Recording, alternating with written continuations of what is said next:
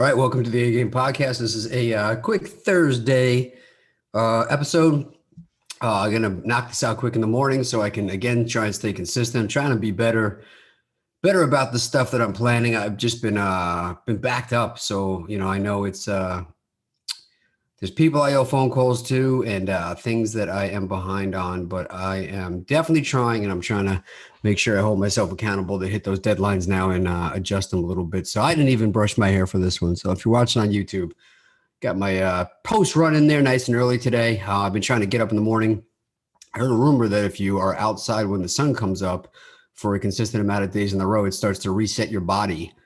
Some kind of weird hippie stuff, but I figured, hey, why not? So I'm making sure I'm outside when the sun comes up, and it sucks again getting up early, but once you're up there and you're taking a few steps, it turns into a 6 mile run, and then your day's off and running. So it's awesome stuff. I really do want to thank people who have been coming on the podcast too. You're going to see some of the shows that are coming out over the next month or two.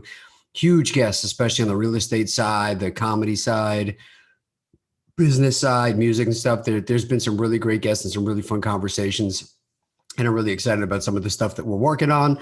This deal that I had talked about a couple of months prior, that was a sub two, has turned into something that's pretty cool. So I'm going to do some more of those breakdowns. I'm just trying to fit the time in and make sure I can get it out there. So I appreciate everybody listening. As always, this is brought to you in part by Nationwide Business Capital Group. Go to nickandnick.com/links, click on affiliates. You will email Marianne. You will tell her the A Game podcast sent you, and she's going to lay out the red carpet for you and tell you what she can approve you for. So whether you're new, you're experienced, you have money issues, credit issues, experience is lacking, whatever it is, don't worry about that. She's on your side. She'll figure out what types of deals we can get you in, and then you can work with me and we will start to find you deals. So more phone calls are going to be made over the next week to people who have reached out that want deals, and we're going to start to narrow that down and get you going. So please be patient, because I have gotten a ton of people that are interested in purchasing properties, which is a great thing. So I appreciate people listening and reaching out, whether you want to buy properties from me, sell properties to me, or partner up on some level. Let's get that phone call conversation going.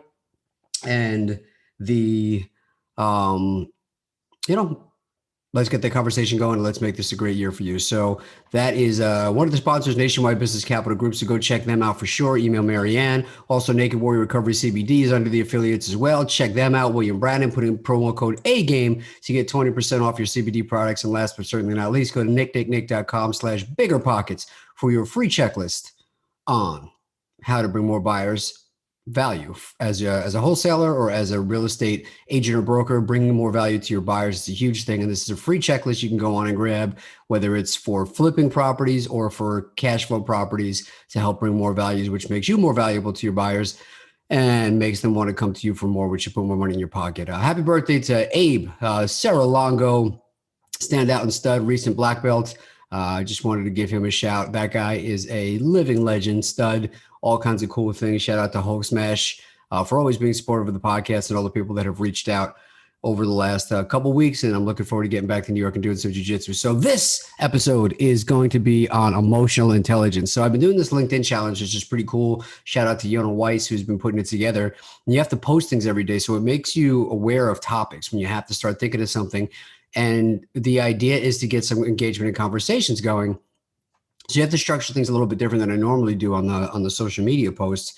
And it reminded me of some of the things that almost like is so, again, for my jiu-jitsu guys in there, when you first started, you probably have forgotten that when you started, even just doing shrimping down the mat and taking shots for the warm-up, the next day you would go home and you would have mat burn on the top of your foot, mat burn on your knees, like your body hurt in these weird spots. And you had all this stuff. And then it just kind of went away one day. You were like, oh man, this sucks. And the calluses on your hands when you start lifting weights, things like that you just forget, that you wind up picking up these habits, but you don't remember that there was a learning curve and it was painful when those things first started. And to me, emotional intelligence is one of the most important things that I don't think is discussed enough. It comes up, people pay attention to it. There's books on it and things like that. But the change I've seen it have in me and my life, and then what I'm able to see in others now, is really huge. And, when you look back on some of the things you did, once you're aware of having better emotional intelligence and you realize how impulsive or immature or emotionally unintelligent you were in past things, it almost makes you like a 12-step program. When I go back and call people, I can remember handling a lot of situations bad and just being a hothead or being kind of a dick, it's just not cool. There's no need for it. And when you see people that you work with that are your mentors that give you good news or bad news or criticism from a good place, they give it to you with emotional intelligence, and you watch the results that they get in these situations, and you watch the way the people react to them, and the way the people, they still get the result they want, they still get their point across, and the people still respect them, and nobody's feelings are hurt, and nobody acts like a jackass. And I think that there's no insulting or throwing your weight around. There's ways to do good business, and emotional intelligence, I think, is a huge play.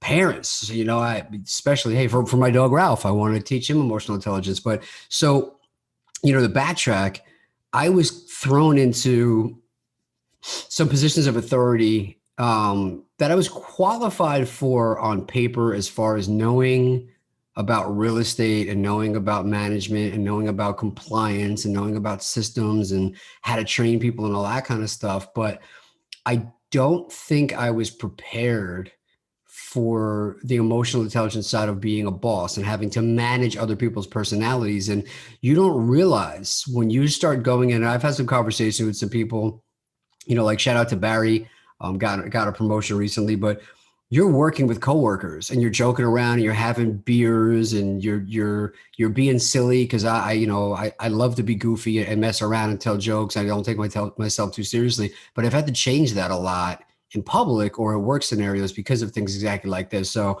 cause the next day now, all of a sudden you're in charge and you think you can still be that goofy guy and you can still say and do certain things, but the roles and the dynamics have changed. And if you don't change, you're going to have a hard time and people are not going to respect you in that new position. I don't know if I'm 100% correct in this, but from what I understand, my friends that are in the police departments and the fire departments, when they get a promotion, they have to change houses or headquarters because probably for a similar reason. You were a partner with this guy or getting pizzas every day with this guy, making jokes and whatever. And now all of a sudden you're supposed to be the boss. They're not going to respect you the same way. They might be happy for you, but they're not going to see you much different. It's going to be more of as an equal.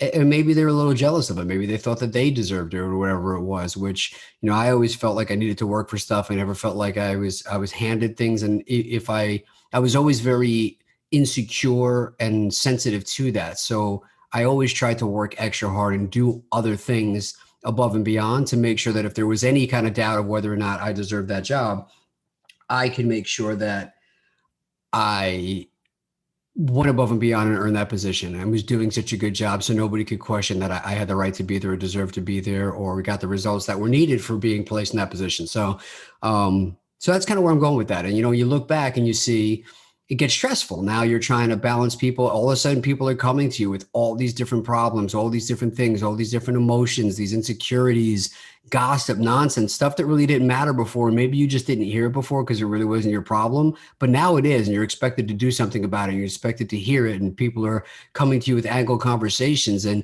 you hear things from all these different people and you want to react in a certain way. And sometimes the stress builds up. And I can remember explaining things to people and thinking I was being so crystal clear, like, hey, here's what you need to do. I saw you do it this way. You didn't do it this way. So let's have this conversation again. Here's what you need to do. And then when they didn't, and in the middle of the day, they come by and I see them and I'm already having like some other thing blow up because now you have all these new responsibilities. I grab the, not physically grab the guy, but like, hey, come over here.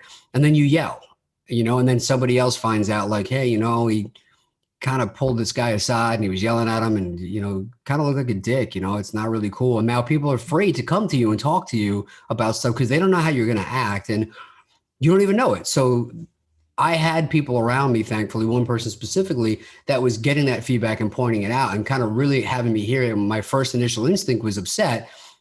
You get defensive, you go through all the things. Oh, he's overreacting. It didn't happen like that. Well, maybe it did. Well, screw him. Well, he deserved it. Well, now I'm mad at you. Okay, now I'm upset. Now I'm sad. Now I accept it. So you go through like all the stages of it, and then you realize there's lessons to become from it. And then when you start to have conversations with people that are better, and you start to really bite your tongue and not be reactive, and even stupid little tricks I've learned from people, like when you want to interrupt or you want to say something, you take a drink and you take a sip and you count to 10.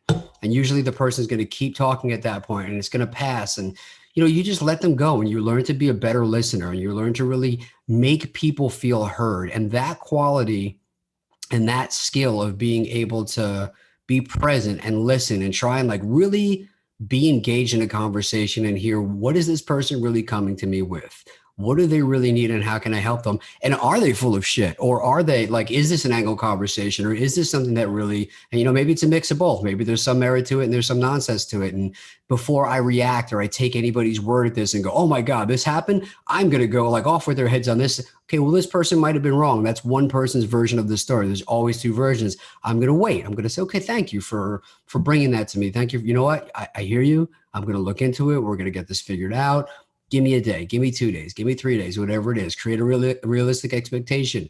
Let them know that they've been heard and that things are happening and that there's a process, but you're going to give everybody a fair shake just like they would want. And then you're going to go talk to other people. You're going to gather information. Then you're going to come back and you're going to weigh out the solutions that are best for everybody and not be reactive. And if somebody is bringing you false information, then you just go back and you have that conversation. So another good example of this is, there was another guy that I unfortunately had to fire. I really liked the guy and he was fun and we would hang out, and we'd have beers and we'd tell jokes. And then all of a sudden, again, now I'm in charge of stuff and he would do things and I would go out and, I'd watch and I'd say, hey man, I saw you do X, Y, and Z. So do you understand like these are problems and this is why they're problems and you probably don't realize it, but that's another thing. It's just explaining to people some of the stuff that they probably don't see that happens, some of the reactions, some of the consequences, some of the repercussions. And I'll say, these are the things that branch out when you do stuff like this or don't do things like this that can result in refunds or you getting pay pull from you or complaints or attorney general, whatever it is, different things that pop up that trickle down that you don't really see or know or have to deal with. And these things can be easily avoided. That's why we put these things in place specifically. So do me a favor, really pull back on that. Please don't do that. Like I can't keep hearing those complaints. Then you hear it again. So instead of me, oh, I told you, no, it's like, hey man, what happened?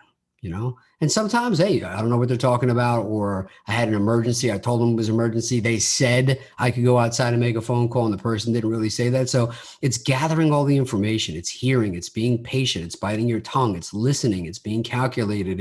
It's being open to hearing everybody's perspective and hearing everybody's side of the story and then going back. And then, it turns out that this specific guy was wrong, like again, and then again, and then again. And then it became like, hey man, like, this is like 4 or 5 times now. If this happens again, because now we're clear, it's going to be a totally different conversation, man. And I don't want to have that. I'm almost mad at you for making me have this conversation instead of me being like, well, they're going to think they're not going to like me anymore. They're going to be mad at me or whatever if I have to, drop the hammer on them or fire them or be whatever. It's like, no, you don't have to. Like, you're giving them every shot and you're having those conversations with those people calmly and collectively and patiently and as a person, instead of being rash and just dropping the hammer and telling them that they're fired. You're giving them every opportunity. So you're letting them know. And that's what I said to the guy. I was like, hey man, look, this is the last time. You understand, like, there is no time number 6 on this. And he's like, I totally get it. I was like, so you understand, like, I don't want to, but if you do this again, you are forcing me that we're going to have to fire you. And like, I don't want that to happen. So please don't make me do that.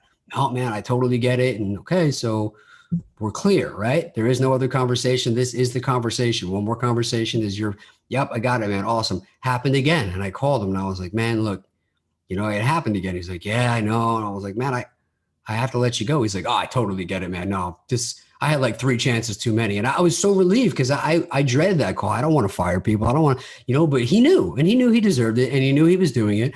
And honestly, he was in over his head because he had other things going on. That's fine. And that's sometimes it's that. It's like, you know what, you're not performing on the level you need to or giving this the attention you need to because something else is going on. So what is it? And maybe I'm doing you a favor by saying like, you know what, take 3 months off, take 6 months off, get the stuff together. So when you're ready, you can come back and we can handle this on a better route or some better way.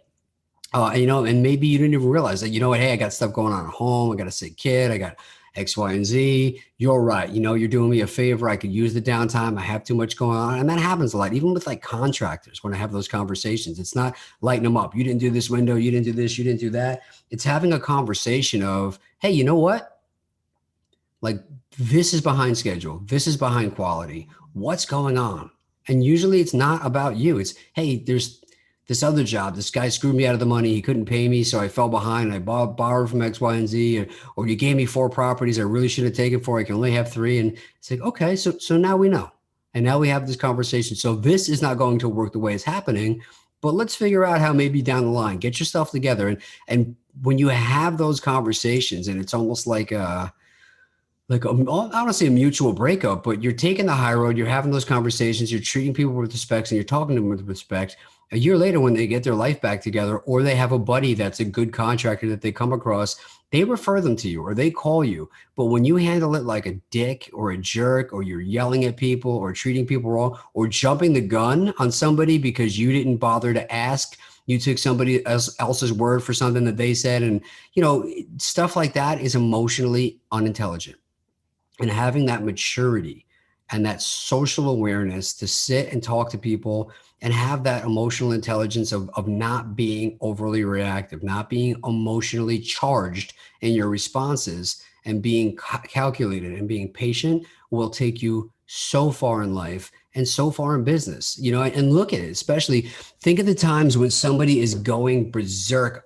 So you've had situations, whether you're in school, business, basketball, who knows, whatever. But, somebody's mad, they're flailing, they're screaming, they're yelling, they're pointing, they're cursing, they're insulting, generally it escalates. The other person now starts yelling and screaming. But what does it look like when somebody's going nuts and you just sit there and you watch maybe 2 people fight, and one guy's screaming and the other guy's just sitting there eating a sandwich or drinking a beer or just staring at him, not saying anything. And he lets him go through the whole thing. And then he just goes, sorry you feel that way, and just walks away. It makes the other person enraged, but they wanted a response. They wanted to trigger that. And when they don't get it, it really makes a difference. And people are like, hey, that person has great self-control.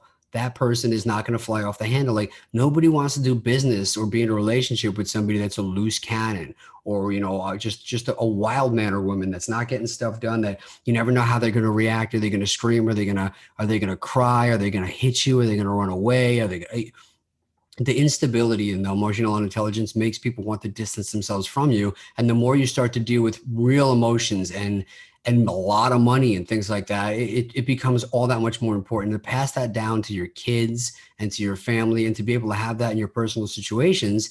When you are put into those conversations, people are going to listen to you more. People are going to trust you more. They're going to know that you're coming from a good place. And I've watched one of my business partners do it over and over again when people are just not doing their job. And I'm like, oh crap, here it comes.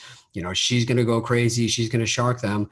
And she calmly sits down and gives them the, hey, like, you know what this is. And she gets them to go, like, kind of come along and like, yeah, you know what, you're right. This is so what do we do about it? Oh, well, we should do it. Okay. So we're not going to, and she gets them. And then at the end, they give a hug. You're doing a great job. This is just a thing. Let's get past it. Let's move on. Let's have a great day. Let's get back on the horse. Let's get back on the phones.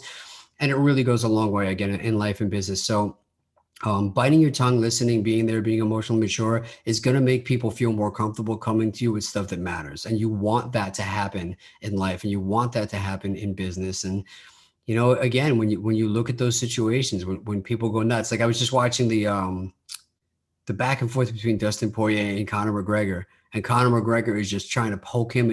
And at this point, it's been like weeks of like, oh, your wife's in my DMs and X, Y, and Z, and we're going to fight, and how dare you, and I'm going to kill you. And then Dustin Poirier, at the end of it, I think Conor said something like, I think Dustin said something like, you have 3 losses. And he's like, I got 3 commas on my income, buddy. And he's like, congratulations, man. That's awesome.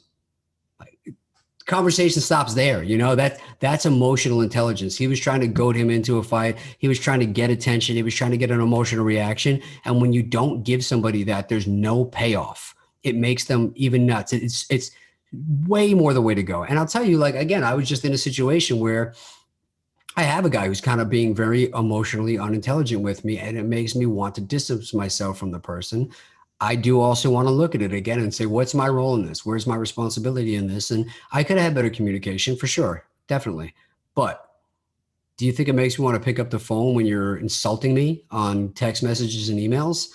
That's not going to get you where you want. And I'm not going to give you the reaction that you're looking for. I'm more than happy to admit, like, hey, you know what? I should have called you back sooner. Things got busy. I texted you. I had my partner reach out to you. But it's not good enough for you. So if you're just going to keep doing that, that's fine. But what do you expect? Do you want me to fight with you? Do you want me to yell at you? Do you want me to beg for like, what are we doing here? So just having that and reaching out and like, hey, you're obviously upset. Sorry you're upset. I apologize. If you'd like me to call you now, I will. And if you don't, that's okay too. But I'm here. So I'll keep doing my best. I maybe didn't do my best yesterday, but I'll try to do my best today. And if that's not good enough, then I'm sorry. I guess I am not the right fit for you. And that's okay. But I'm not going to get dragged into the emotionally charged responses of it because it triggers emotions in me. And you'll see too, when you handle stuff like that, doesn't drain you. When you get into those emotional battles and you make people get you wound up, the energy dump, the adrenaline dump, it takes away from good business. It takes away from good conversations. It takes away from your energy. It makes me want to go home and take a nap and then don't have a productive day. So you might look at the title of this episode and say, emotional intelligence is not important. I'm telling you, once you understand it and once you see what emotional intelligence is not and how it is in people that don't have it, you're going to start to see people that react that way and you're not going to be able to unsee it. It's going to be extremely eye-opening and it's going to make you see how it looks to other people. And it's going to make you try it that much harder to make sure that you don't act like that. You don't look like that because it's not a good look on anybody. So hopefully this was something helpful. Short, sweet episode on Thursday. Thank you for listening. Thank you for putting up with my hair. And again, phone calls are going to start coming out for people that are looking for properties. Single family home stuff I come across all the time.